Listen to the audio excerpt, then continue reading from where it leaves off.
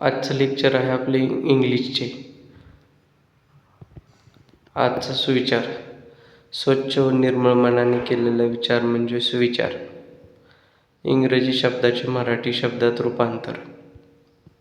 I म्हणजे मी, able म्हणजे सक्षम, ए म्हणजे एक, ॲबॉर्शन म्हणजे गर्भपात, ॲबंडन म्हणजे सोडून देणे, ॲबिलिटी म्हणजे क्षमता, अबाउट म्हणजे बद्दल, अबाव म्हणजे वर, ॲब्रोड म्हणजे परदेशात, ॲब्सेन्स म्हणजे अनुपस्थिती, रिस्पेक्ट म्हणजे आदर, वर्क म्हणजे काम, टीचर म्हणजे शिक्षक, विक्टोरी म्हणजे विजय, सक्सेस म्हणजे यश, लर्न म्हणजे शिकणे, नॉलेज म्हणजे ज्ञान, होनेस्ट म्हणजे प्रामाणिक, गोल म्हणजे ध्येय, फॅमिली म्हणजे कुटुंब, फ्युचर म्हणजे भविष्य, ड्रीम म्हणजे स्वप्न, करेज म्हणजे ध्येय, चेंज म्हणजे बदल, चूज म्हणजे निवडणे.